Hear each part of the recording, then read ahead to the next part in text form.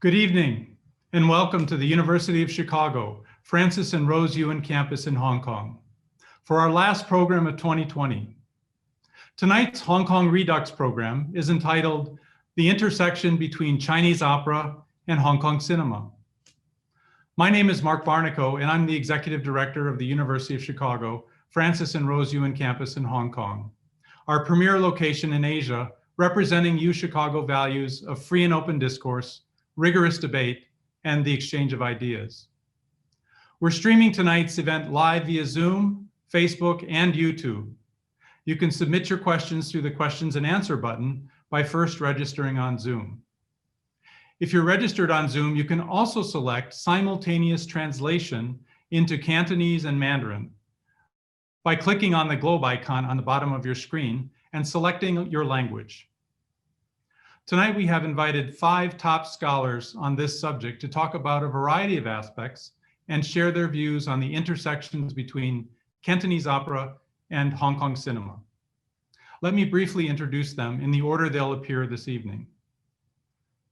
Professor Gina Marchetti will share her thoughts on the influence of Cantonese opera in Hong Kong women filmmakers.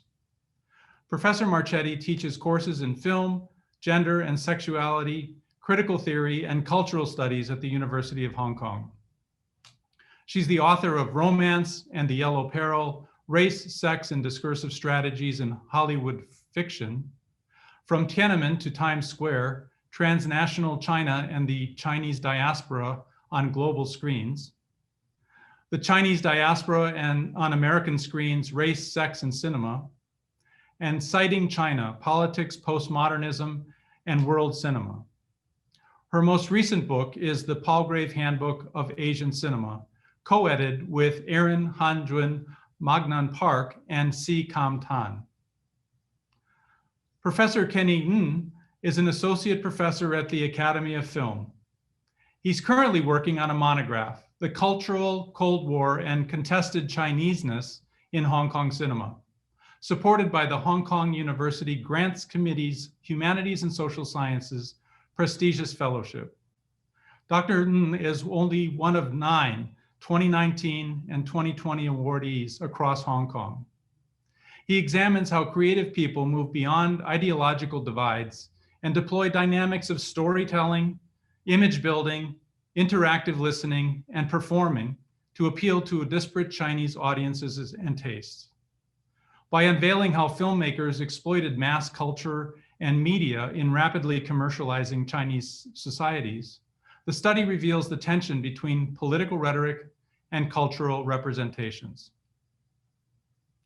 Professor Yung Sai-Shing obtained his BA and MPhil degrees from the Department of Chinese University of Hong Kong, and PhD from Princeton University. Specializing in traditional Chinese drama, Professor Yung has been teaching in the National University of Singapore since 1991. His research interests include late Ming drama, social history of Cantonese opera music, 1900 to 1965, Chinese gramophone culture and sound studies, cinematic and pulp culture of Hong Kong, and cultural Cold War in Asia. His major publications include The Anthropology of Chinese Drama, Ritual, Theater, and Community, Cantonese Opera from the Gramophone, A Cultural History, 1903 to 1953, From Red Boat to Silver Screen, Visual and Sonic Culture of Cantonese Opera, and the edited book, A Study on the Taiping Theater Collection. He's currently working on 2 book projects titled Exploring Urban Soundscape, Chinese Opera Media and Hong Kong Cinema, and Theater, Steamship, and Gramophone, A Cultural History of Chinese Opera of Hong Kong, 1860 to 1911. Professor Hedy Law is going to speak tonight about Cantonese opera and Cantonese musicals. Professor Law is an associate professor of musicology at the University of British Columbia. She received her BA in piano performance and a postgraduate diploma in education at the Chinese University of Hong Kong. She obtained a master's degree in musicology at Oxford University and a PhD in music history and theory at the University of Chicago. After her graduation, she taught at UChicago as a Harper Schmidt Fellow of the Society of Fellows. Then she worked at Southern Methodist University in Dallas before moving to Vancouver. She's interested in the interplay of music, language, and gesture in 18th century music, French opera, and related theatrical genres, media aesthetics, gender, and Enlightenment studies. She designed and taught an undergraduate course on Cantonese music at UBC in early 2020. Our moderator this evening, Professor Judith Zeitlin, is William R. Cannon, Jr., Professor, East Asian Languages and Civilizations at the University of Chicago. Professor Zeitlin's work combines literary history with other disciplines such as performance, music, visual and material culture, medicine, gender studies, and film. She refers to herself as a ghostologist, since she's written so extensively on ghosts and still retains an active interest in the subject. Her book, The Phantom Heroine, Ghosts and Gender in 17th Century Chinese Literature, explores the representation of ghosts across the range of literary genres in the late Ming and early Qing. Professor Zeitlin's research and teaching have become increasingly oriented toward the performing and visual arts as a way of engaging actively with all the senses. Her interest in music, especially as related to opera, Chinese and European, is driving much of her current research, creative projects, and collaborative endeavors. She co-curated an exhibition with a catalog called Performing Images, Opera in Chinese Visual Culture at UChicago's Smart Museum of Art in 2014. She's been involved with the Neubauer Collegium at the UChicago and has also taught at the Center for Interdisciplinary Innovation. As a result of her Mellon grant from the Gray Center for Arts and Inquiry at the University of Chicago, Professor Zeitlin is currently collaborating with China-based contemporary composer Yao Chen to co-write an English language opera called Ghost Village, based on a Liaozhai tale. Professor Zeitlin, I'll turn the stage over to you and you can share your initial comments to get us started. Thank you so much, Mark. I'm very happy to be here with all of you. I'm in Chicago, so it's early morning for me. I wish very much that I were there in the flesh at the beautiful Hong Kong Center. I'm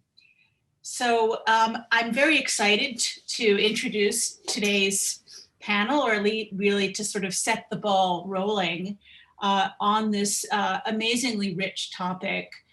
Today we're talking about the intersection between Cantonese opera and Hong Kong cinema, but this is really also part of a much larger project that I've been involved with and many other people have been involved with in trying to work through the amazing legacy of Chinese opera and its relationship to cinema, sound culture, visual culture. And it's in some ways unique, both unique in terms of world music and theater and cinema. And on the other hand, it's very much part of a much larger process, so that opera and film have been intertwined from the very beginning, both in Europe and the US and in Asia. So it's a famous story that the earliest film ever made in China was Tan Xin Pei's, a scene from a famous Peking opera performance, long lost. And even in Europe, to us, it seems really counterintuitive that you would have silent films that would be about opera, but that was the case too. And there's something about these intertwining of these two media that's remarkably productive. But the history in East Asia, specifically in the Sinophone world and in the diaspora of that world, both in the US and in Southeast Asia, is a really important story. It's also a story of border crossing after 1949, before 1949. And so this is a project that I myself have been involved with, I realized, for 10 years as a kind of sideline. so that in 2009, we held a conference at the University of Chicago on Chinese opera film after 1949, which resulted in an issue called of the Opera Quarterly, the first one that they ever did that wasn't on European opera, which I think is still a kind of reference work. But because we had a very tiny budget and couldn't bring anybody from Asia, and because we knew we had just focused on the PRC at that point, we convened another conference in 2012 at the University of Chicago Center in Beijing with other partners. And that's where I first met Professor Ying and Professor Yong, who were at this conference, because one of our aims at that point was to introduce Hong Kong, Taiwan, and a kind of larger global process across East and Southeast Asia.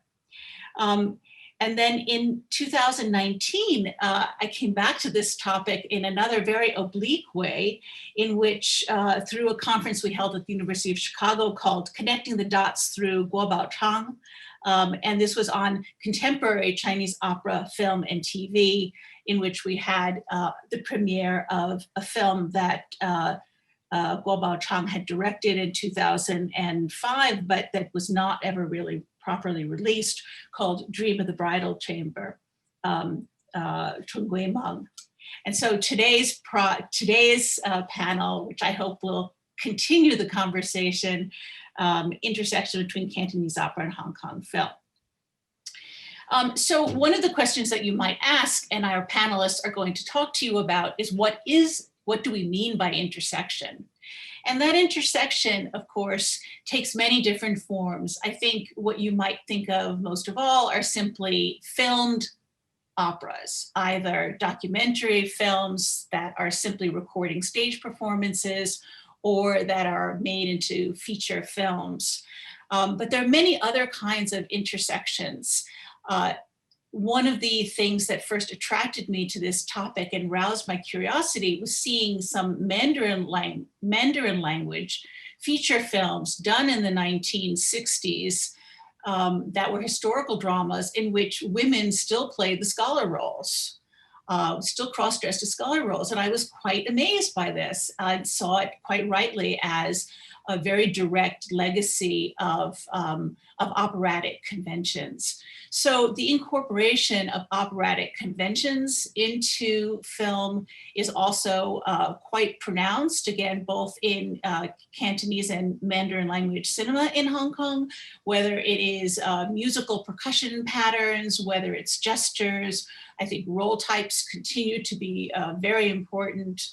So there are all sorts of ways in which these kinds of theatrical gestures from opera continue to be part of Hong Kong cinema. Other ways that it can be incorporated, of course, are through either backstage dramas in which you have biopics or you have storylines about operatic troupes or actresses. One of the more recent ones of that was called Hu Du Men, the Stage Door from 1987. And you can also have other kinds of interactions which are between live performance and cinema. So one of the things that we find is that these two art forms and mass media forms are not in competition with one another, but actually feed into one another, so that you can have a very successful stage production that's made into a film, that could be then made into a musical, it could be made into a film. You can use film production as a way, of course, bringing people to see their favorite stars when they are not available, and you can bring the stars to promote the films. So there are many, many different ways.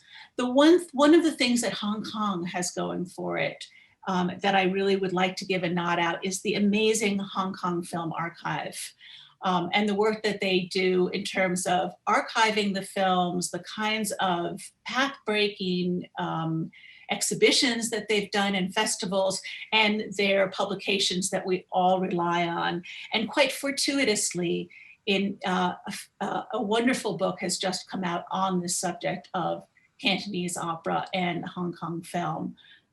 So I think some of our panelists will be talking about this. So we have a very varied program for you. You'll see very many interesting connections. Our scholars today come from different disciplines, from musicology, from film studies, from theater and anthropology, and so on. And so I think that I've probably used up my time now, and I want to get you to the meat, but we're also looking forward to a great discussion and a great and lively Q&A.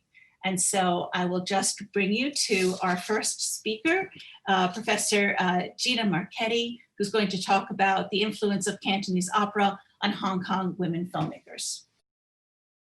Thank you so much, Judith and Mark. And I'm going to share my screen now. And I'm going to just talk only about films that deal with Cantonese opera that were made by women filmmakers. It's one of my research interests right now.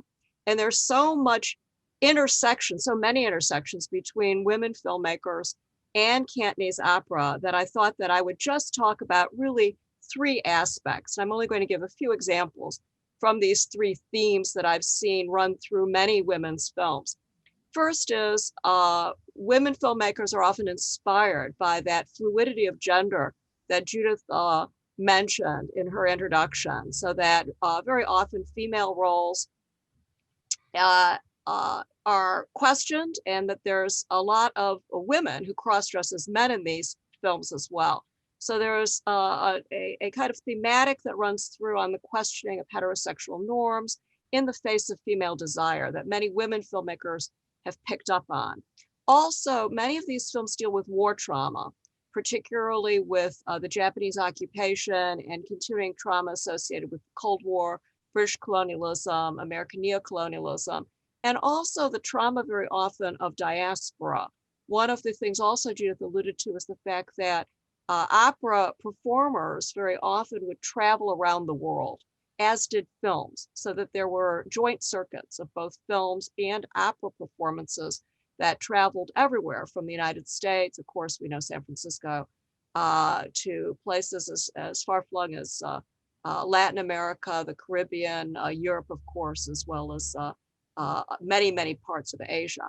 So I'm going to be hitting on these three themes as we look at some examples from women's work and that intersection, that very important intersection between women's sensibilities as filmmakers and this rich tradition of Cantonese opera.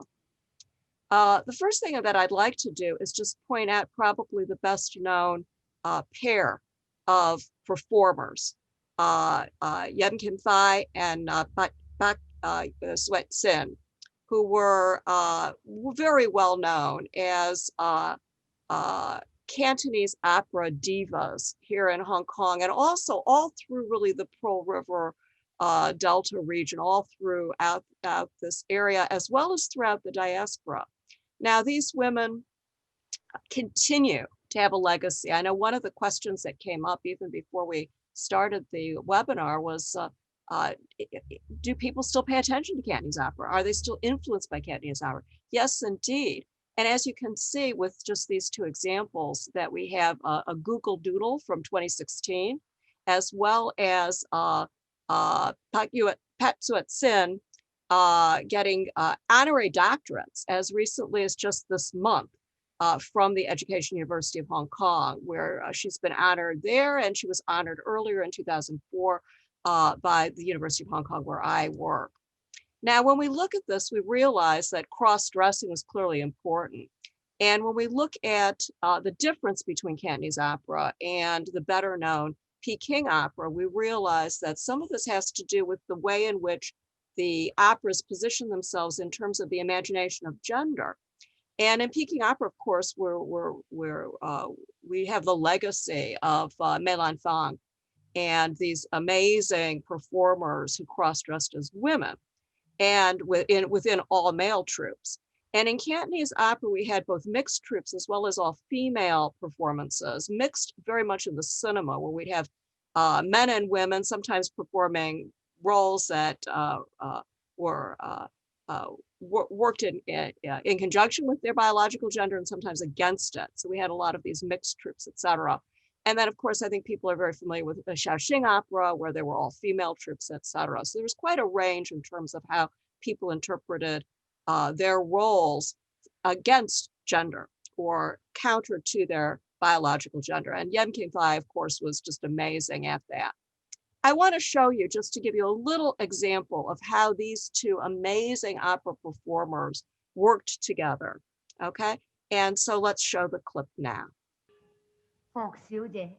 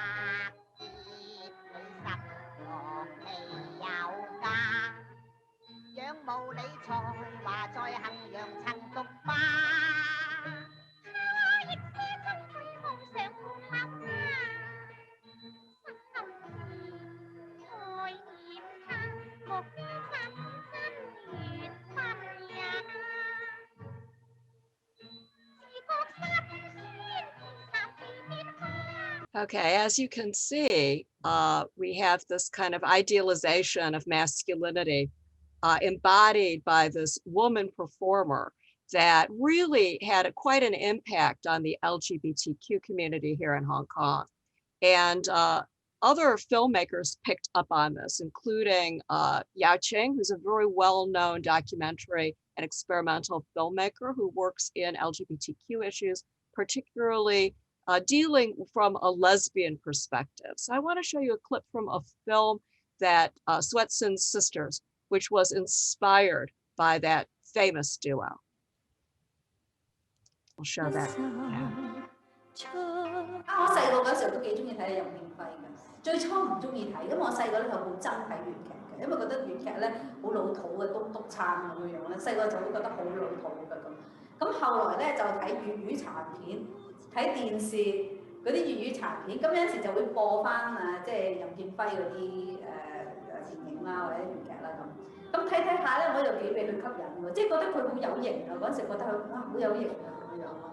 即係同埋佢真係好有一種嘅我其實都好難解釋翻嗰種對當時對我嚟講一種嘅咩吸引力。你覺得佢係男人嚟嘅，因為你覺得係女人嚟？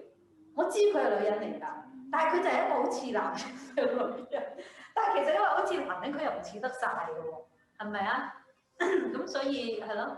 係啊，男人唔係咁做戲。同埋喺嗰個時代嚟講，即係以我細個嘅時代，佢唔係嗰啲我哋會認為靚仔嗰啲男性外貌咯。咁所以多啲係佢個 gestures 啊，即係佢嗰啲表達嘅方式嗰種嘅姿勢啊。咁啊點得咧？擰下咁樣，嗱，好似我咁，嗱，你睇住我行啦嚇，你學我咁行就得啦。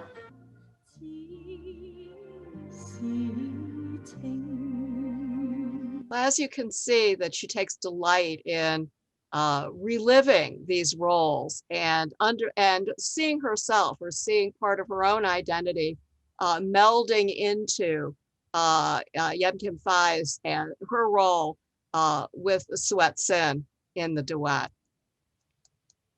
Now, I'd like to move on to another woman filmmaker, Anne Hui, who just received a Lifetime Achievement Award at Venice this year.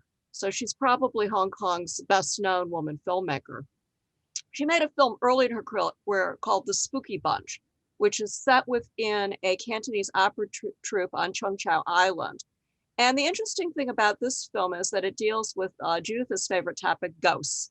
And it deals with a troupe that's haunted by ghosts from the past. And they are brought in really to try to exorcise a curse that had roots in a landlord's curse.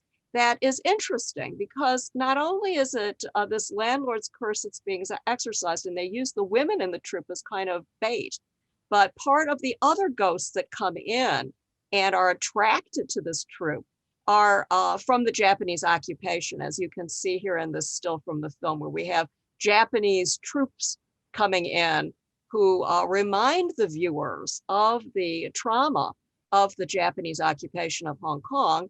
And also, it's kind of a nod to Anne Hui's own past. Her mother was Japanese and met her father during the war. Her father was a Kuomintang officer in Manchuria. So they met during the war. So it also brings in a bit of her own authorial presence into the film through these references to ghosts and the haunting from the historical past. It's interesting too because of the gender component here, with the women playing such an important role within the troupe, and also are the ones who are seen as needed for bait for these Japanese officers that come in.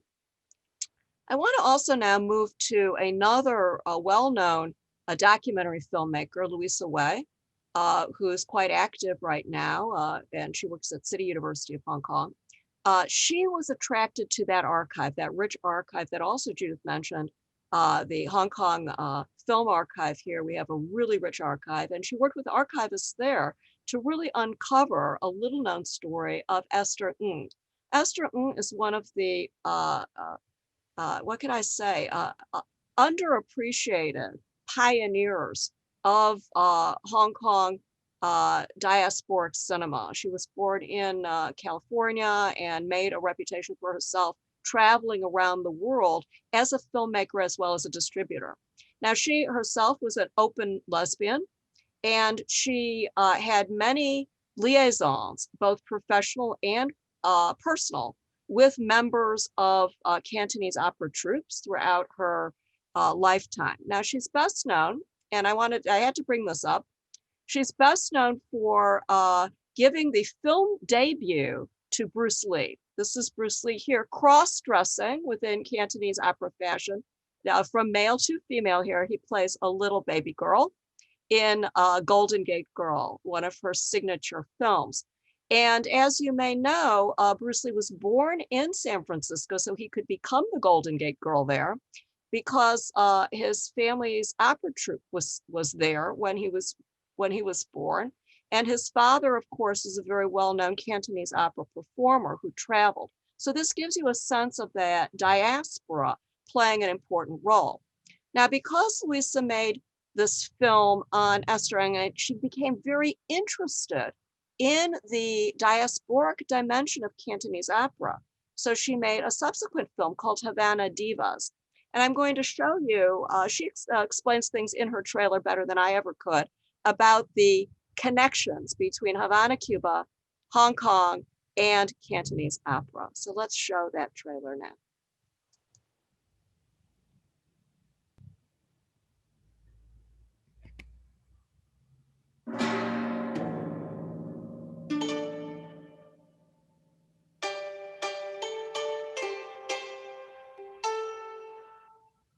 Cuba siguió buscando la compañía porque habían 4 compañías. El Copcom fue la primera. Tenía 8 años, trabajé ahí en el Shanghái.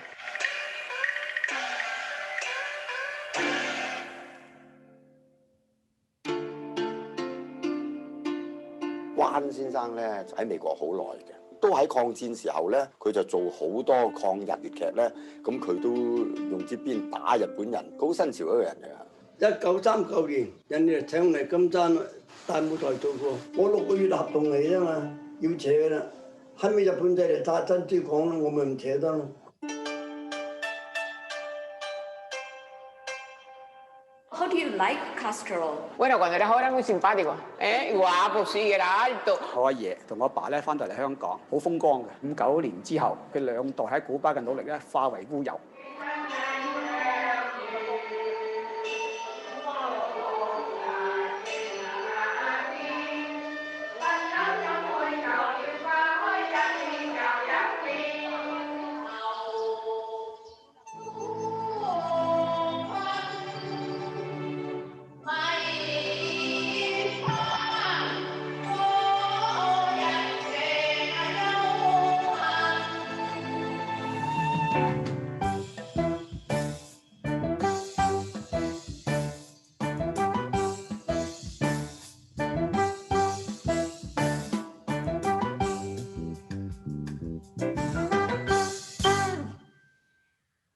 Okay.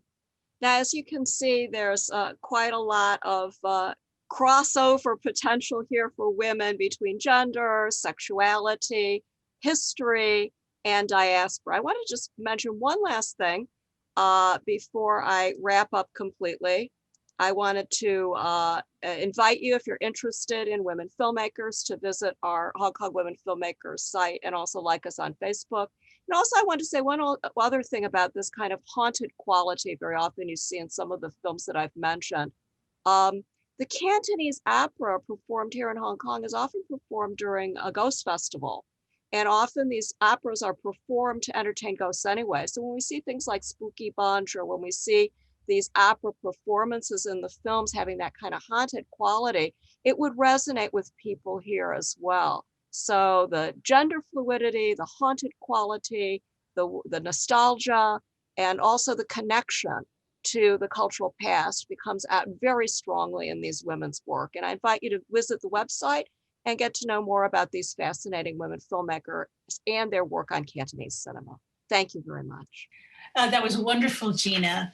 I'm very happy to introduce our next speaker. Professor Kenny Ying is going to talk about An Affair to Remember, 2 singing episodes in Cantonese film adaptations.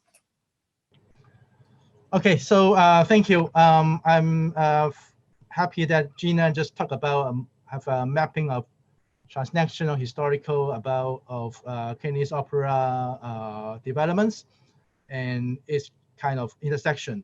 I think my talk is focusing more on a microscopic crossover of forms between opera and film, and picking up 2 episodes to talk about the artistic crossover of Cantonese opera film. The 2 clips I'm going to talk, I'll give them 2 notions. The first is the cinematization of Cantonese opera, 粵劇電影化, and I pick up Gina just showed the clip of the film Legend of Purple Hairpin, 紫釵記, and also featuring, of course, the household name任劍輝and 白雪仙. And the second clip I'm going to show is a film, actually, I would call operization of film, which is very indebted to Cantonese opera aesthetics, which was Li Shenfeng's Spring, edited from Ba Jin's novel. Okay, so maybe a little bit conceptual, but I think very easy to catch up, is about how early Cantonese filmmakers try to, also Chinese filmmakers try to create a form, right, of Chinese opera film.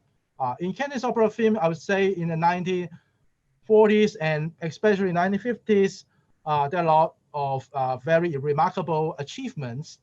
But when we first talk about the 2 forms, theater, Chinese theater, and modern cinema, we kind of understand that, right, the Chinese theater, like opera, has a lot of what we call the stylization, 程式化, okay, in terms of your facial expressions, painted faces, in terms of speeches, the libretto, the words, Also what we call in Chinese the Chen Nim Zhou Da is the chanting in music, in lyrics, and the reciting in words, action that include a lot of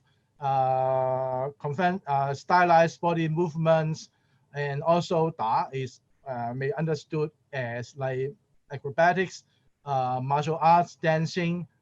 Also there are a lot of training and conventional codes that condense into the art of opera actions.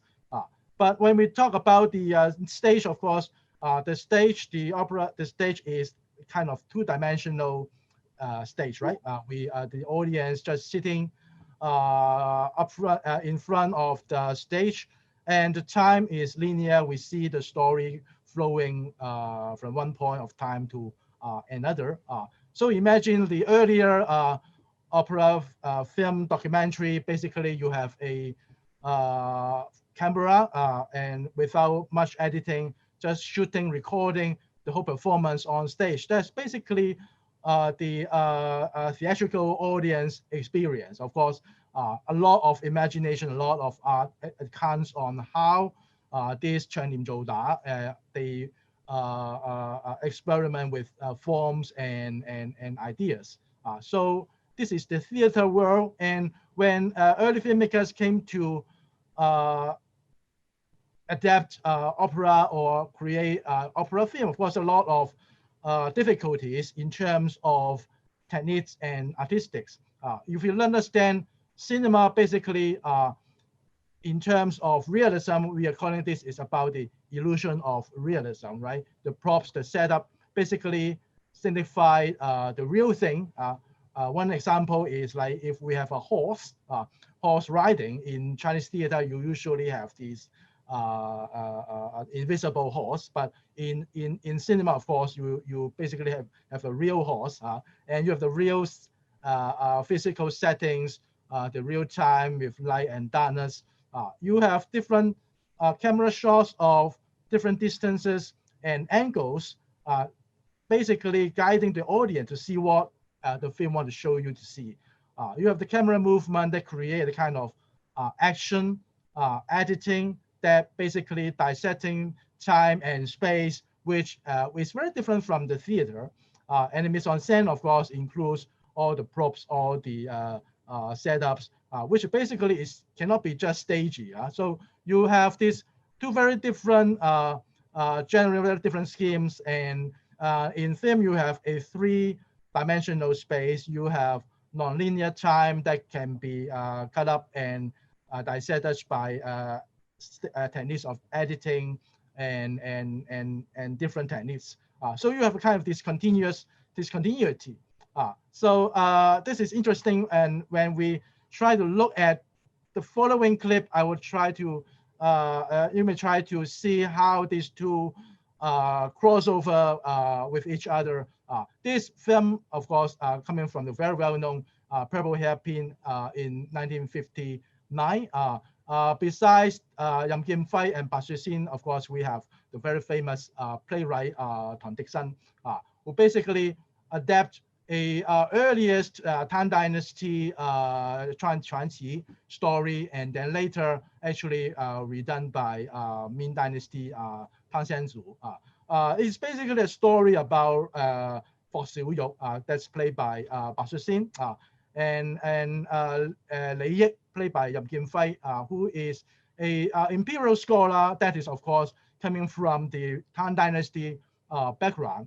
In the story, Fox Xiu Yu, of course, is kind of like fallen angel, kind of ill-fated courtesan. If you recall the line she sent in the episode that shows that she actually comes from a fallen royal family, but later, of course, fallen on a bad fate and then become a kind of courtesan and even a prostitute.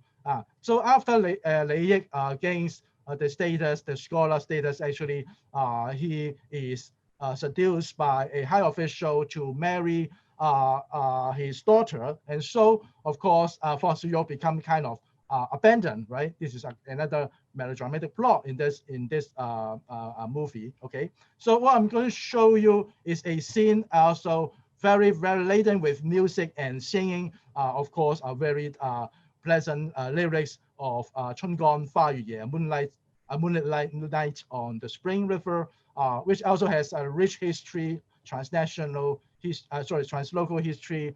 Cantonese musician adapted actually from a Shanghai Chinese orchestral music, which actually came from very old musical repertoire, the original scores. Okay, so in this we're going to show you 2-minute, 90-second clip, and you will see this is basically the scene followed by the scene we saw. Okay, the scene we just saw is about the meeting, the encounter, right? The flirting each other. Of course, right now that the woman knows that the man is going to very likely to marry the rich man, the rich official's daughter, though she's feeling abandoned, and then the man comes back. Okay, there are some emotional ups and downs, and they have kind of misunderstanding, outbursts of emotion. But finally, the man tells the woman that he is still in love.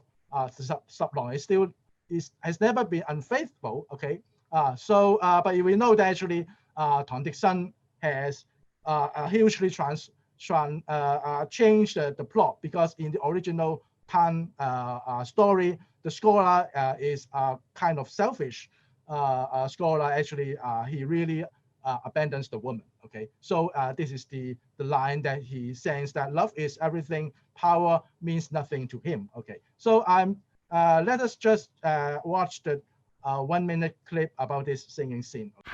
邵玉齊，我望你盡忍此輩，就算十郎對你培華行不是呢？君如，妾為對子方應如是，不是丈夫負心若是，笑顏自此任恨而終，痴無在堂，不能公養。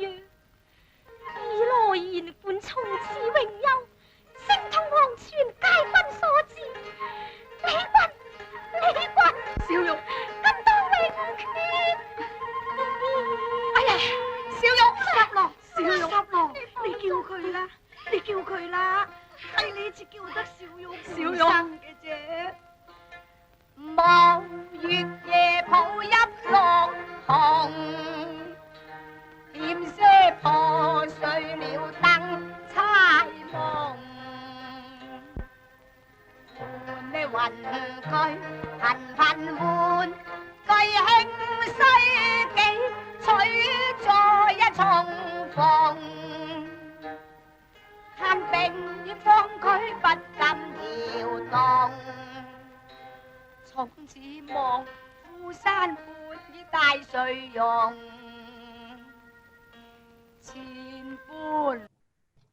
Okay, I'm going to show you also some of the shots covered in the sequence that we haven't seen yet. What is interesting, I like the very ingenious shots about the two maids that's overhearing that the couples, the conflicts. That overhearing somewhat like break up this stagey two-dimensional space.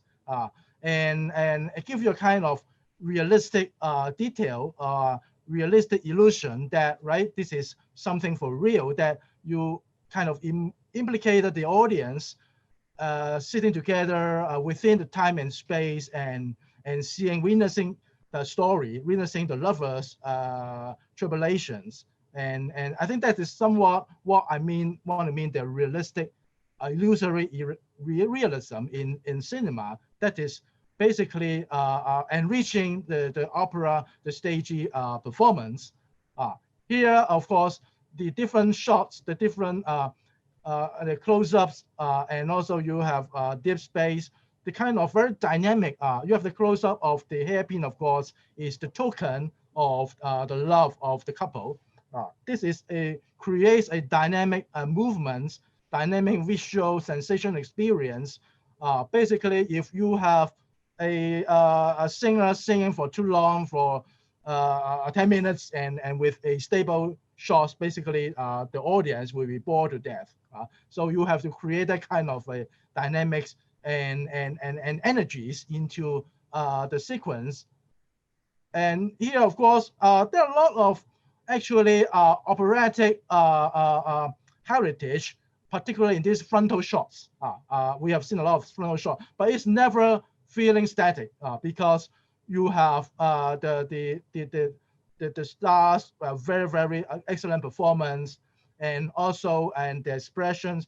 You also have some like tracking shots and movement showing the characters walking also horizontally, right, across the screen. I think this is somewhat the operatic heritage of the opera film, and this kind of stasis and movement create a kind of tension and interaction within the narrative itself, and creates a very interesting cinematic visual way of storytelling. Okay, so I think this is something we just have a sense in the 1 minute clip. So here I'm talking about another film adapted from Bajin, and there are of course also two very famous Cantonese stars, Ba Yin and Chao Fan. Okay, this is we know of this family story of Bajin. Basically, it's this integration of the family, and they are so pressured by the fatalistic family system, and of course, and the man played as godson. Actually, his cousin Wai Biu Mui is in love, secretly in love with him. This is a tragic story of unrequited love. And in this scene, you're showing all this, I would say, Cantonese opera aesthetics of singing, of camera movements, of the space and time.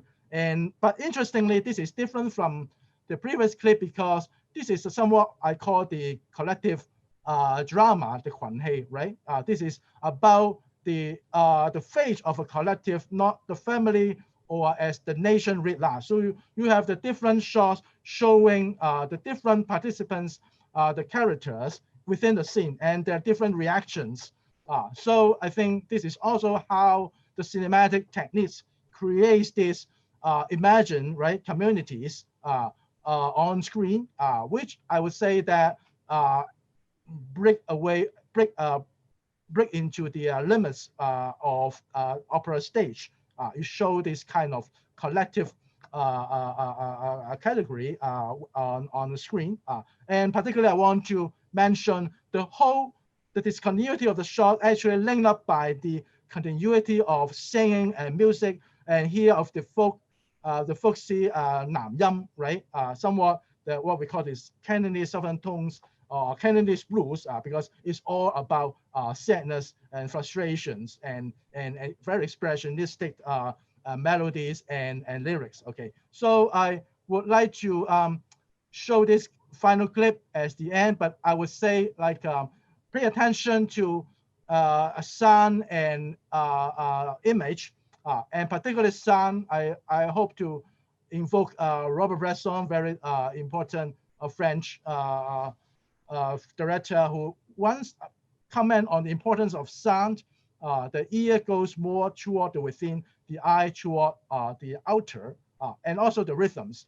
You made the film somewhat like a musical piece, band content to form and also band sense to rhythms. I think this is somewhat very important, creates the kind of heightened lyricism in Chinese theater as well as in Cantonese film, especially in this episode. Okay, so I will wrap up the talk by showing this last 2 minute episode from the film Spring.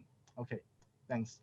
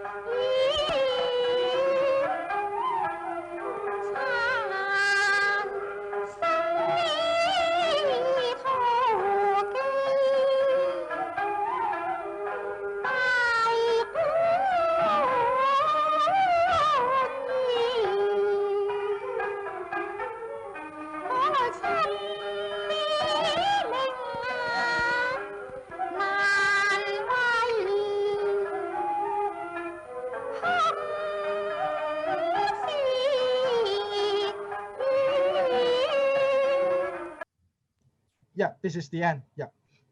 Great, that's wonderful. And now we move on to our third talk.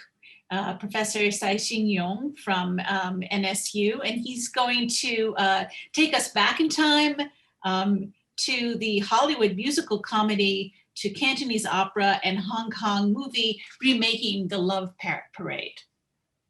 Okay, thank you again for Judith and Mark, and allowing me to share my passion with all the audience about Cantonese opera and Hong Kong movie. And today I will discuss with you a interesting a movie produced in Hong Kong in 1957 entitled 玄宫宴史. And it's a remake of a Hollywood movie. The title is The Love Parade in 1929. And using these two movies, I would like to discuss some interesting issue about the interaction of Hollywood musical comedy, Cantonese opera, and Hong Kong movie.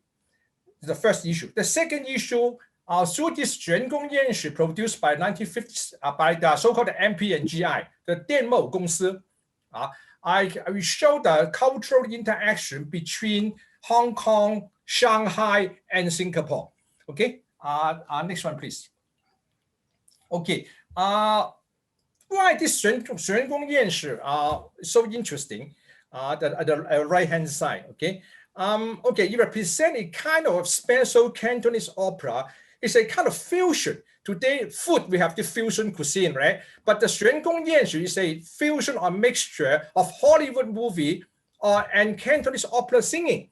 It means that the costume, the background, there is a European background, right? Okay, it's an emergent historical setting in Europe, probably in the early 20th century or the late 19th century. But they offer the dialogue and the speech in Cantonese, and they sing Cantonese opera song. It was this tradition traced back to 1930s. I go back to this that again. This is produced by the 国际电懋公司 MP&GI, stand for the Motion Picture and General Investment Film Production Company, known as the 电懋公司 or 国泰公司. I think some of you may have heard about this 电懋公司. They produce Mandarin movie, right? A lot of famous one. But anyway, in 1955, they set up a separate production section called the Cantonese movie section to produce Cantonese movie by this 电懋公司. Okay, come back to this 玄宫宴史 is a kind of fusion. Okay, it's a kind of Cantonese opera movie in a broad sense. It's a adaptation or remake of a Hollywood movie in 1929. It's called The Love Parade. Okay, for this Love Parade, you pay attention to several things. First, in 1929 is just the start of the so-called the sound movie, the talkies. Okay, before 1930, before that era, more of the still was the silent movie. But at that time, Hollywood started to have this explore the possibility in making use of the technology of sound to produce so-called sound movie. So they fully utilize this sound technology, the new technology. How to explore it is to the type of singing. Okay, okay. For this, let me see. And the second one, for this Love Parade, is produced in 1929. We call it a pre-code Hollywood. I don't have time to go to that. Okay, but I show the clip. You know what I mean. Pre-code means we have some sexy and violent things involved in this so-called this movie. Okay, next one, please. Okay, this movie originally this directed by a very famous director, Ernst Lubitsch. He's a very famous director, but at the point of one thing, in 1930, the movies produced by Lubitsch and was released in Shanghai. It's created a lot of impact to the pop culture of Shanghai and all the big cities. So beside on the top of this Cantonese opera, the sing-song troupe, the vaudeville, for example, the Plum Flower troupe, the 梅花歌歌舞团, they also produce the Love Parade. Okay, and department store in Shanghai, you can usually buy the so-called the records of this the Love Parade. So the story and the movie of the Leverage produced a lot of impact, not only to Hong Kong, not only Cantonese, but for the whole, the main popular culture of China in the 1930s. Okay, next one, please. Okay, so this come back to this the Love Parade. It's about the love story between. So the setting also be in the late 19th or early 20th century Europe. So between the love story of the Queen Louisa of Slovenia, starring Jeanette MacDonald, and the Count Alfred Renault, Movie Soufflé in the 1929. So you can see all the costume. It's a kind of it's an emerging world of Europe in somewhere in some place, right? And as I mentioned, it's early just the beginning of just start the so-called the Sang movie. So the two actors, Jeanette MacDonald and Movie Soufflé, they were all singers. They're opera singers or entertainers. Okay, they make use of this new technology and to sort of explore all the possibility of sound. And on the right-hand side, you can see a sexy scene. This is what I mean by Peacock Hollywood. So this is taking a bath in this kind of scene in this movie of Queen Louisa. So my question is, how this so-called sexy scene was represented in a Cantonese movie in the 1950s Hong Kong. Okay, next one, please. Okay, shortly after the Love Parade of Hollywood was released in 1929, shortly the two most important well-known Cantonese opera actors, Xue Juexian and Ma Shizheng, and they adapted this movie and put it on the stage, on the Cantonese opera stage in 1930. Okay, when the Love Parade, when it was released in Shanghai, was screened in Shanghai in 1929, the Chinese translation title is 玄宫宴士. So they make a big sensation and create a huge box office success. So everybody knows it. So that the most famous so-called the Cantonese opera actor, Xue Juexian and Ma Shizheng, they adapted into Cantonese opera. Okay, next one, please. Okay, now we see the genealogy of this development of this 玄宫宴士. Okay, originally in 1929, it was a Hollywood movie produced by the Parliament, and then shortly it became a Cantonese movie. A Cantonese opera. Okay, it's a play. It's at that time is a special term is called the Western style Cantonese opera. 西装戏 means that they dress in a European style and then sing Cantonese opera. And also the 玄宫宴士, the Cantonese opera play, was so popular. And then in 1934, the Unique Film Production, they produced this Cantonese opera movie using the same title, 玄宫宴士, become a movie, Cantonese movie. Some of you should hear about this, the Shaw Brothers, right? The so-called Unique Film Production company, 天一电影公司, was the first movie making company of the Shaw Brothers. Okay, so they produced this movie in Shanghai.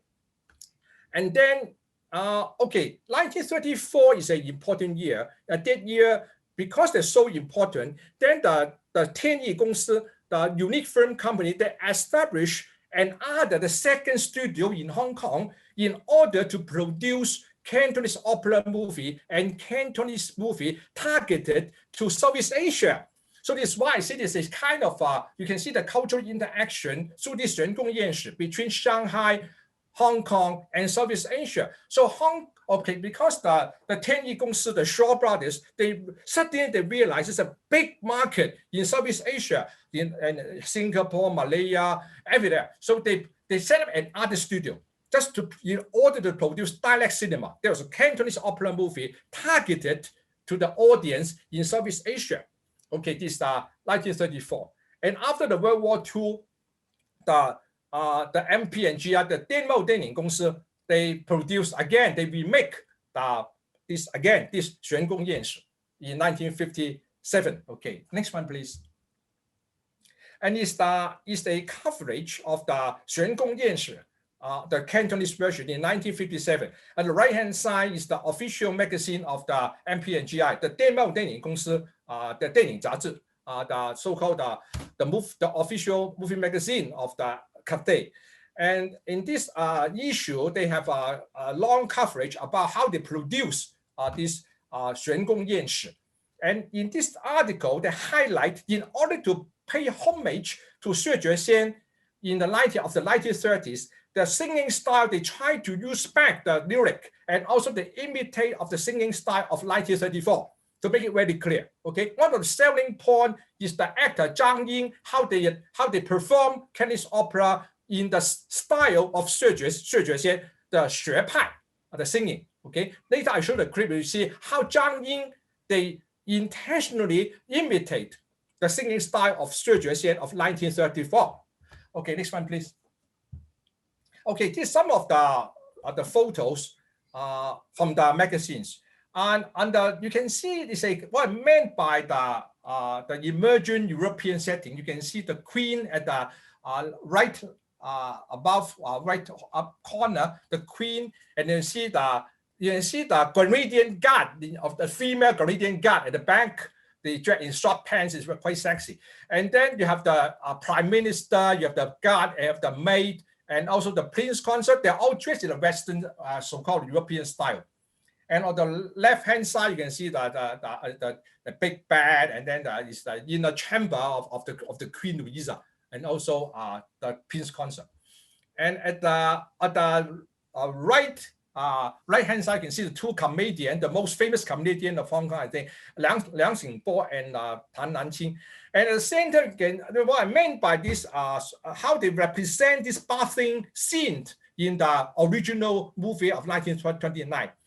Okay, from this so-called costume, I need to say some time to show the clips. Okay, the next one, please. Okay, the first clip I hope I can show is the left-hand side. Okay, the night banquet at the Jade Palace. In the original version in 1930s, called 夜宴玄宫. It's a very famous classic episode of Cantonese opera singing in 1930s. Of course, performed by 薛觉先 in 1930. And in this part, okay, the background is that. Okay, Zhang Ying is the one, the man. Okay, before he was the Prince Consort, he was a kind of a very romantic playboy. Right? Now everybody is a kind of notorious, is too playful outside the country. So the Queen summoned him, come back, invited to the palace. It's supposed to be a reprimand interrogation, but turned out to be flirtation. And the Queen fall in love with this handsome man during this so-called interrogation. It's very famous, called the 夜宴玄宫, the night banquet at the Jade Palace. Okay, please, so the clip, please. 我哋都可以飲杯啊！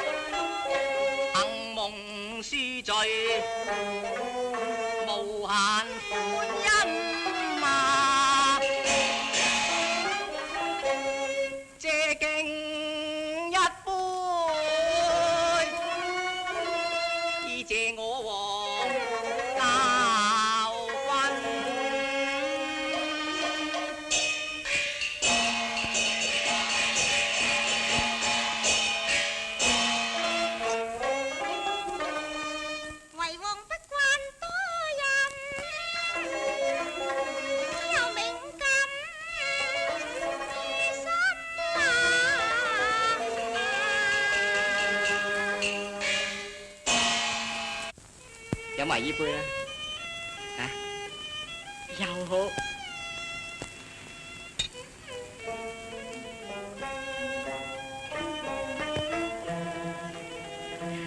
我問你咧，你喺外出邊識埋咁多女人，究竟有邊個值得你最中意嘅呢？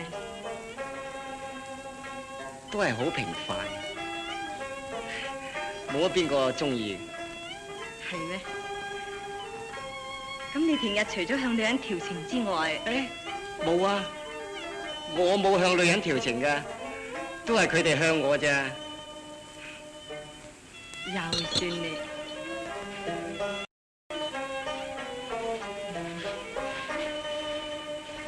咁除咗平日啲女人向你調情之外，你仲有咩事做啊？都係唱下歌啊，寫下曲啊咁啫。哦，乜你識唱歌嘅咩？普普通通啦。咁你有咩新歌唱支俾我聽下？咁你聽住啦，陛下。仙公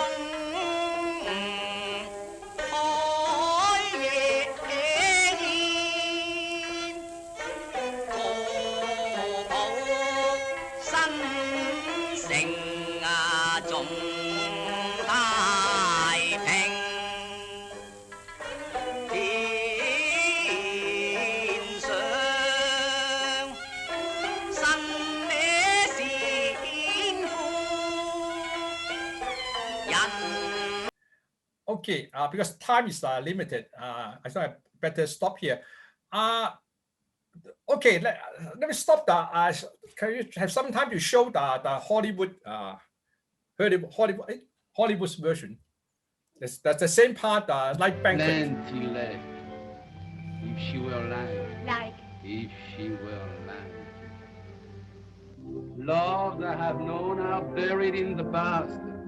They couldn't last with you.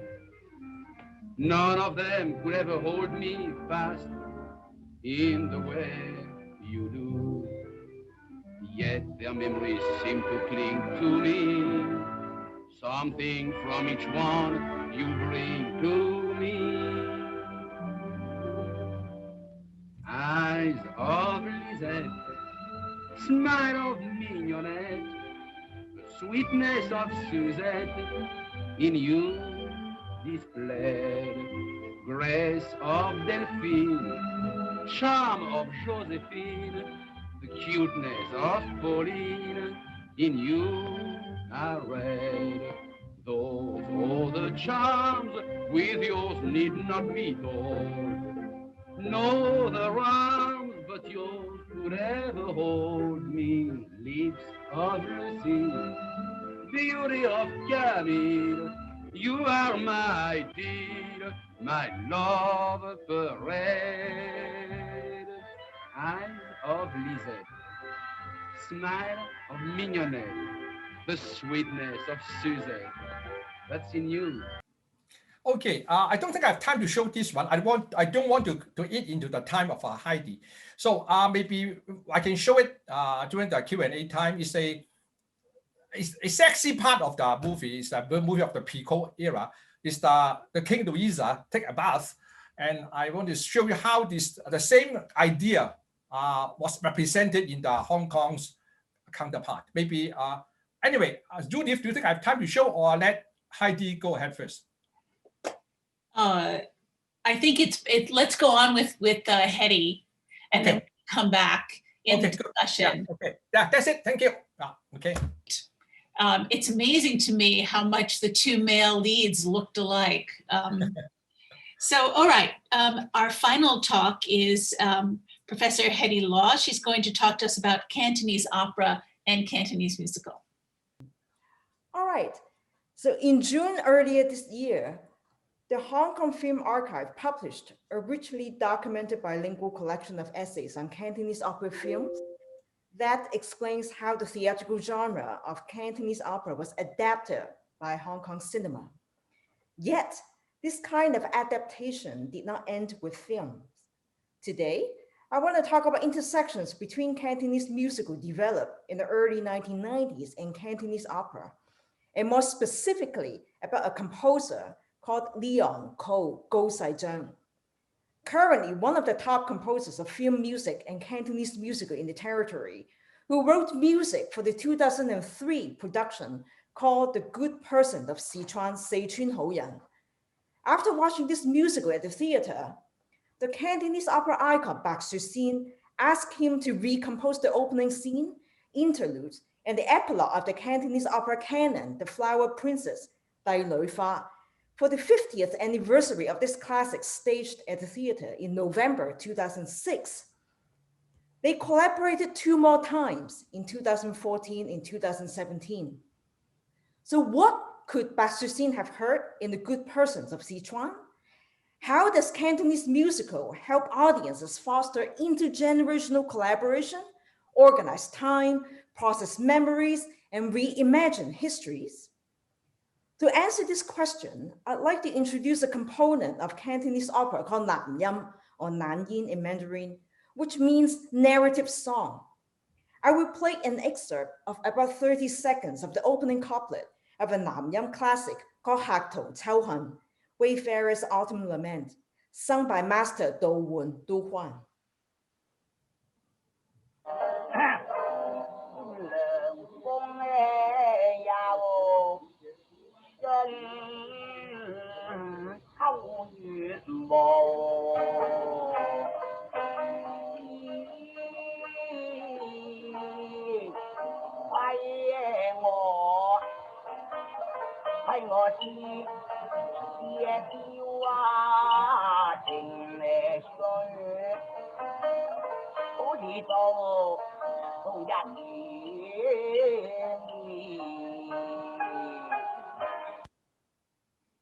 And now I'm going to play a video excerpt of the first 2 minutes of the smoking song and The Good Person in Sichuan, which according to the composer himself is spaced specifically on Nam Yam. This excerpt was recorded in the most recent rerun of this musical in December 2019 to January 2020. And I thank the Hong Kong Repertory Theatre, 香港話劇團, and Actors Family 演戲家族 for giving me the exclusive right to play this excerpt for this panel discussion. 食兩啖煙，快活過。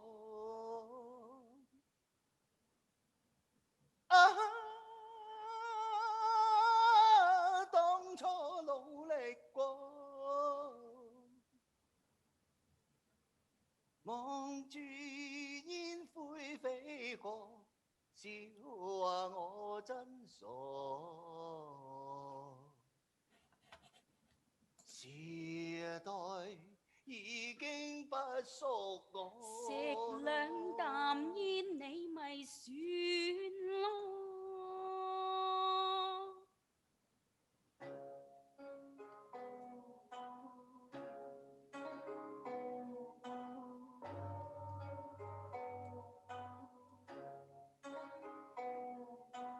人未老，大志多未老，想得到，去得到，明白到，力到，心未到，走不到，已經老。充滿女人。我得到半生辛勞，削崩你半張刀，肚餓時光強盜，菜刀邊做剃刀，雙不對毛。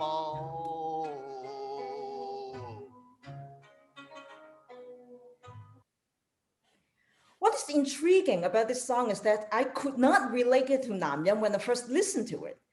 While it is true that the song is presented as an autobiographical narrative, which is typical of many Nam Yam pieces, some defining Nam Yam features, such as the standard interludes, instrumentation, the rhyme scheme, and the couplet and quatrain structure, are not employed. Yet, Leon told me repeatedly over email that he incorporated Namyam elements in this song by using microtonal inflections, and that he trained the singers to bring up quarter tones in the performance. His words helped me to revise my listening strategy. I began to listen for the materiality of performance by focusing on timbre and microtonal inflections within the tonal framework. Then I began to notice the diminished fifth interval, which suggests the Yifan mode, the deliberate gliding tone in the vocal, guzhang and the pipa parts, periodicity and hypermetric patterns, and the ostinato bass that resembles the Namyam cyclic form. I also noticed that lyricist Chris Shum, Sam Weizhong, did not write a text following the standard Namyam prosody. Rather, his text shows a single rhyme scheme and internal rhyme that have a higher rhyme and tone density than of most Namyam pieces. Hence, the music and text of the song suggest narrative song elements without directly quoting Namyam materials. These songs recomposes Namyam with a familiar but estranged compositional surface. It was likely that Bak Sui-sin recognized the potential of these compositional strategies for reimagining a Cantonese opera classic. What I love about this performance is the bare-bone aesthetics that amplifies every musical element. This aesthetic instills an agency in the song. It commands attentive listening. It demands interpretation. It interpolates or calls out audiences to examine their listening positionality. Cantonese speaking listeners would be sensitive to the Cantonese rhyme and tone pattern. Cantonese and non-Cantonese speaker might pick up elements of narrative song that are found in various oral traditions. Audiences might recall moments of intergenerational social gatherings, listening to Cantonese opera at the theater, or watching Cantonese opera films with friends, teachers, relatives, parents, or grandparents. Listeners trained in the Western art music tradition might interpret the microtonal inflection as a counterpoint to the equal temperament tuning system that indicate colonialism. Thus, this song opens up a feeling and interpretive space at the theater for audiences to process memories, to individualize their histories, and to experience time as nonlinear. The collective experience of nonlinear time and discontinuous history traversing between past and the present orchestrates an effective charge at the theater. And the desire for this charge, I argue, helps to explain the ongoing interest in Cantonese musical. For example, Leon and Chris's new musical called The Great Pretender, Dai Zhong Wang, is scheduled to premiere at the West Kowloon C2 Center next month. That's all I have to share today.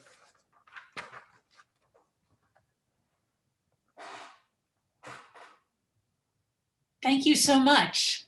That left me really wanting more and to sort of want to know more about Cantonese musical.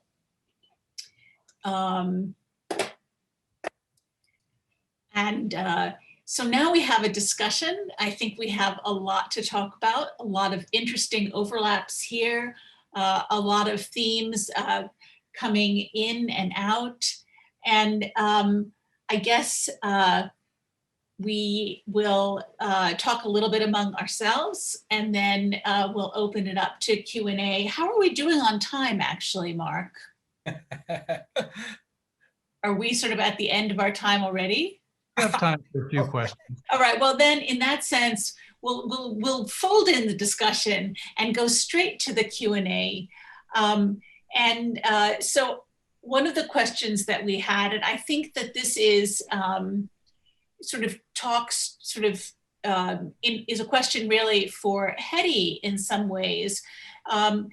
The theme of this whole series that University of Chicago Center is running here in Hong Kong, was Mark's, I think, brilliant brainstorm, this Hong Kong Redux, sort of looking back at 1950s and 1960s Hong Kong. And of course, that is the golden age of opera film, specifically filmed operas, or where the, I think, influence is strongest. And that's not just true in Hong Kong, that's true in mainland China too. By the 1980s, this genre is really sort of disappearing. And so one of the questions that we got, in fact, it was from Alison Friedman, who is the, I guess, executive director of the new C2 Center, was whether this connection between Hong Kong film and, or we'll say Hong Kong theater, I'm going to broaden it a little bit, and Cantonese opera is still kind of an ongoing thing, or whether it's really something only, say, in present day, sort of rechanneling, repurposing this kind of nostalgia, or the way Hetty opened it up to thinking about multi-generational viewing. So I'm going to direct this question to Hetty first. Well, I think one way to address this question is to just share my screen so you can see that. And this is the 2006 reproduction of Dai Lui Fa, you know, like we've talked about it multiple times. And so like that really shows that right at the very end of this. And so I'm going to play a very, very short thing.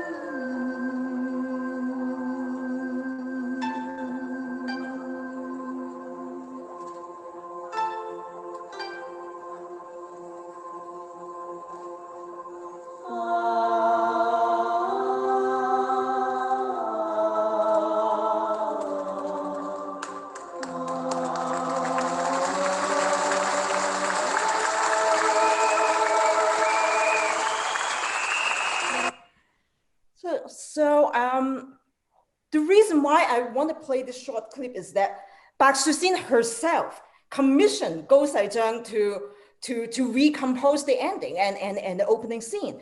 And so therefore we see that kind of continuity, you know, for the 50th anniversary of this. So therefore we're talking about half a century of reception history. And, you know, Bak Shuxin herself reimagined it using like contemporary style. Guo Saizheng was trained in Northwestern as a composer. So therefore we can do another sequel, you know, of this exchange just based on this 2006 production. And so therefore, now we're talking about a clear intentionality, because, you know, Bak Shuxin herself commissioned that. And Guo Saizheng was so worried about this, because Guo Saizheng was, I did not grow up listening to this. It is a kind of, you know, and so I know a little bit about this. And then Bak Shuxin herself said, don't worry about this. And so I'm going to train you. And Guo Saizheng himself, you know, wrote about more than a dozen, you know, draft and kind of show her that's a real collaboration. So therefore, I think, you know, like when I talk about intergenerational kind of bonding, that really shows that, wow, I listened to those things with my grandma and my parents, and my mom and sings Cantonese opera as a kind of amateur. So therefore, we really see that kind of, oh, like when I listen to Cantonese opera, like my generation, I remember my mom, my grandparents, and my teachers and friends. That is the kind of the social fabric of Cantonese opera. That's kind of, you know, and these days we can all watch Cantonese opera on YouTube anyway. So therefore, it's really not confined to the location of the theater. And so when we take a look at that, wow, you know what? You know, the recent composers, and I can just give you a handful of them. We're all kind of influenced. It's kind of in our blood. But the thing is how to tease out the story in a kind of scholarly fashion, you know, like by pointing all of those kind of junctures, like really specific junctures that show the continuity and change.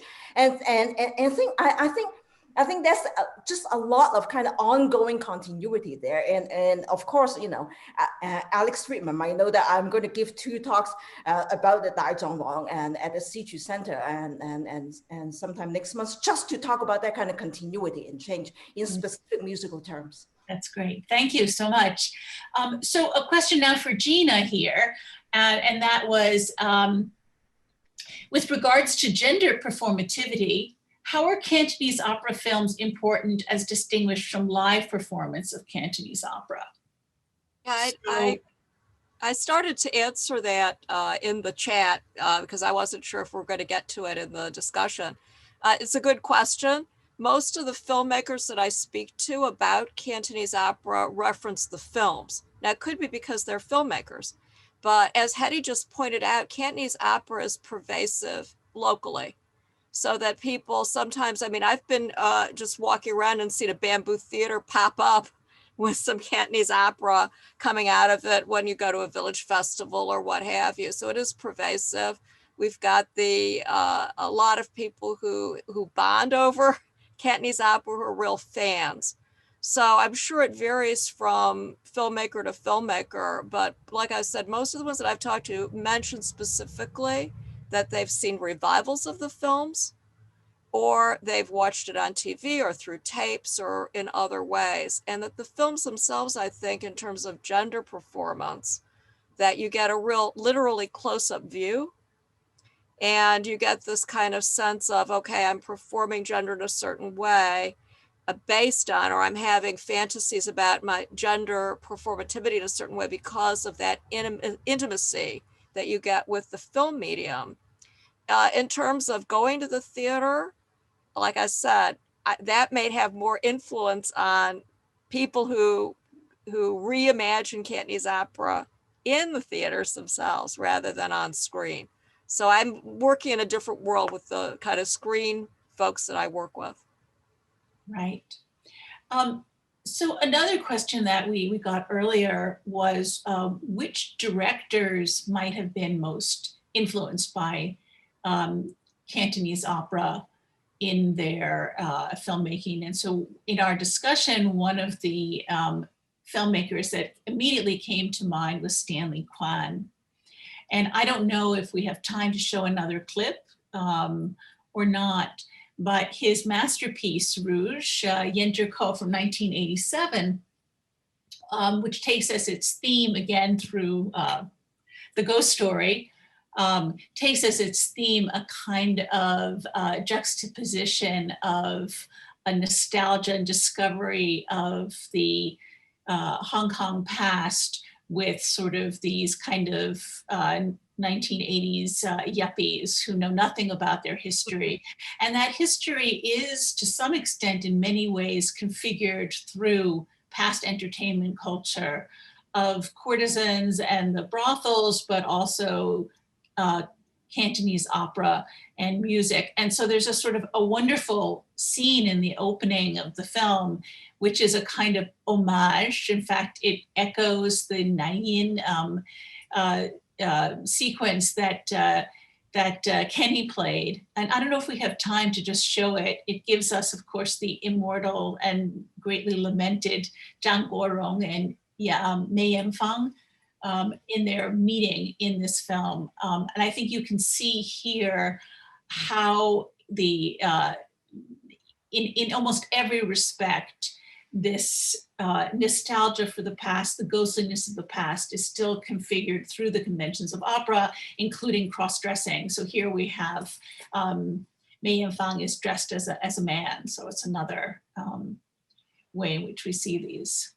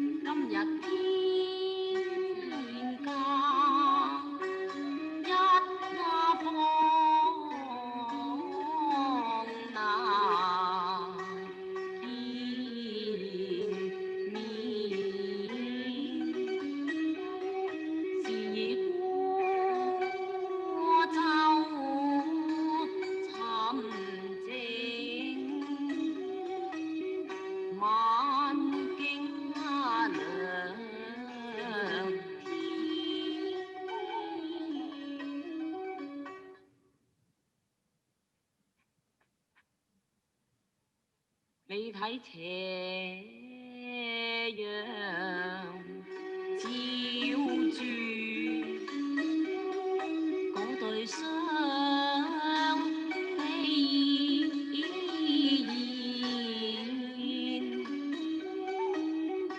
獨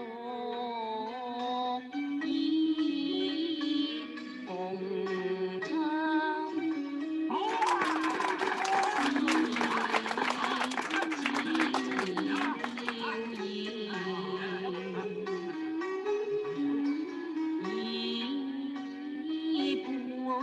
聽得秋聲，紅葉落，又只見亭橋水流，所看第一樁景更添情懊惱，為我懷人愁對。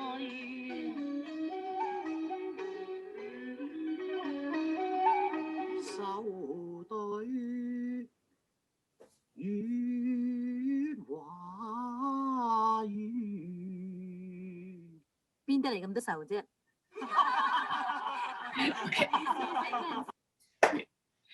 All right. Well, thank you. So I'm gonna. So Sai-Xing, did you want to comment here? Oh, yeah. I just want another point is that the question was how does Cantonese opera influence the director of Hong Kong movie, right? But what at one point is that besides Cantonese opera, Peking opera has a lot of influence on the Hong Kong movie.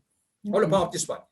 For example, Yuan Wo-ping, Sam Bo-hong, Jackie Chan. They were all trained as Peking opera actors when they were kids. I mean, a lot of the Qi Xiaofu, the story, right? Okay, it's also beyond Hong Kong film. Their influence is out to Hollywood. For example, they become the action choreographer of The Matrix, Coaching Tiger, Cooking Dragon. This kind of so-called transnational cinema, they have put in a lot of Peking opera martial art in the modern action cinema. So I want to add this point to just like supplement to what Judith was talking about the Peking opera and the Cantonese opera influences on the Hong Kong actors on the side of so-called action cinema. Thank you. That's it. Okay, great. I'd like to add a point about Rouge, if I could, just to underscore the fact Stanley Guan was the first major filmmaker to come out as gay. Leslie Jung also came out as gay after they both made this film, and that the sexual dynamics, for people who are interested in that and brought that up in the Q&A, the sexual dynamics in that scene are quite intense and really operate to underscore the fact that later on there was no surprise that both of them did come out as gay. Yeah, yeah. So another question would be, I'm looking now, we have so many questions and so little time, right? One of the questions that we have, and I think I'm going to actually maybe ask Kenny about this, is the relationship of TV as the triangulation, right? We've had film, we have live theater and different forms of that live theater, but TV and we could expand it, I suppose, to earlier to radio and records, but the role of TV, and you could bring in your own personal experience. I can say for myself that another way that I started working on Chinese opera film and Ghost was when I was in Beijing, and I was, this old film came on TV and I was absolutely shocked that it was from 1958 and it was a ghost film made in China at that time. And so a lot of people have told me that they've really seen these films on TV. So I wondered if someone who grew up in Hong Kong, whether you have some feelings on that, Kenny. Yeah, exactly. Yeah, 1970s, 80s when we grew up. I think a lot of Cantonese opera films were shown on TV for interesting commercial reasons. They were bought by the TV channel, the TVB and RTV, the two major TV channels, and they show them in a lot of time in daytime, and when we were kids, when we on holidays and day off, and basically the parents saw the films at the TVs together with us. I would like to add one point is like, interestingly, what we understood about Cantonese opera, or actually through the medium of TV and the medium of cinema. So in a way, it's kind of like reverse, that we understand the rule, the basics of the opera stage through the visual media, the television and the cinema. This is exactly what Mei Lanfang want to make his film operas, said to his producers that he want to preserve his skills through a kind of like a more durable medium of the cinema at the time, because the stage is kind of one-off performance. No one would know and would witness again what Mei Lanfang's the greatness of any opera artist, but it's through the visual medium, the television, the cinema. Basically, if not for TV programs, we will not have known about Yam Kim Fai or Ba Xin, and through this kind of memories, and when we are growing up and we pursue our interest, we try to explore the past. So I think this is one way to put the importance of TV culture. That is a very interesting part about Hong Kong television history, in a way that once I was in a Taiwan conference when we talk about all these TV memories, one of the Taiwan scholars just commented they would have hoped that the Taiwan the Taiwan television in the 70s, 80s would have shown more about the Taiyu opera or films, so that people would not have lost the memory about that. So of course, basically, we are now losing our memories about Cantonese film opera, and then we are retrieving this tradition through multiple platforms and experimental venues, just we have Hattie has talked about. So I think it's a very interesting way to think about memories and media. Yeah. Thank you. All right, well, I think that we have gone way over time now. Have we, or do we still have time, Mark?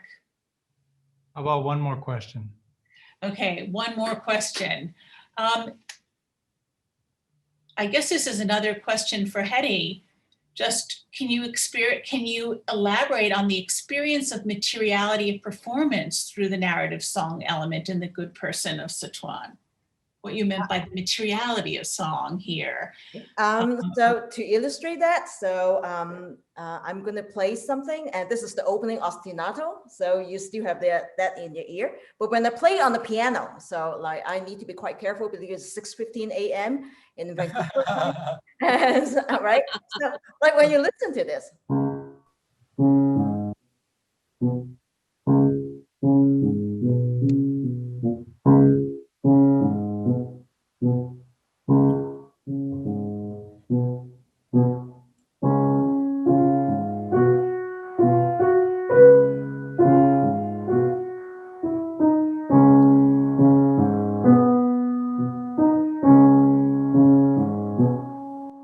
And then it sounds like blues, okay? And so I have this kind of bluesy quality. But when you listen to this, simply because of the instrumentation and Leon Coates, and that kind of brings out the microtonal. So therefore you never hear that kind of blues sound. And as a matter of fact, and that is what I call the materiality of the performance. You really kind of avoid all of those kind of equal temperament sound. And so, and the vocal part, he kind of really brings it out, you know, like by the end of that.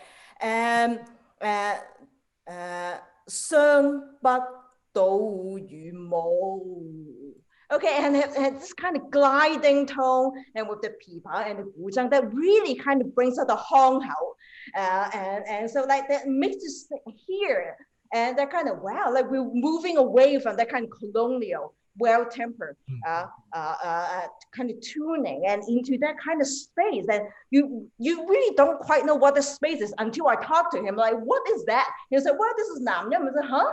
Like, really? That this is a kind of recomposition of Namnyam rather than just kind of Namnyam itself. And so like, because I kind of, you know, read the publications by Tong Kim Moon, at UCWA and Belgium, and there's no, like this is not exactly Namnyam, and so that is the really interesting thing, and Basistin kind of latch onto that, where there's a lot of kind of regional elements that seems kind of new, but it's kind of, you know, familiar as well, you know, that's kind of both strange and familiar at the same time. And so what is striking is that, well, why didn't you just kind of recompose for us in 2016, just, you know, show that we have a kind of continuity and kind of looking into the future. And so that is something that's really interesting. Like 50 years after that 1957 Dai Lui Fa, there's a kind of, we kind of reframe that using the kind of top film composer and musical composer, and just kind of, you know, redo some of those bits and pieces. And that is the really interesting part. Okay. All right, well, I want to thank our panelists.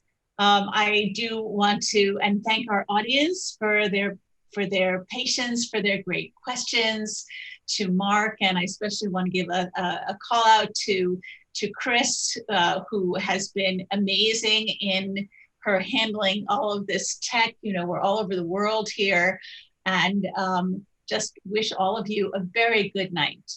Thank you. And my turn to say thank you. Wow, you know, we even had a live piano performance. How special was that? And, you know, one of the things that I realized in, as we conceived this project, was how deep the water probably was. I actually think it's deeper than I really anticipated. And so I hope we can do more of this. I think we have a really nice group of people with a lot of expertise. Professor Zeitlin, thank you so much for bringing all these fantastic experts together. I'm really excited that we all had a chance to work together on this project. And I'm sure the audience would agree with me too, that this is like really an interesting and informative and also an entertaining program. I'd also like to thank the professors for sharing their insights with us this evening, and for the UN campus team. Got to give another shout out to Chris. I don't know how she pulled it off, but it was fantastic.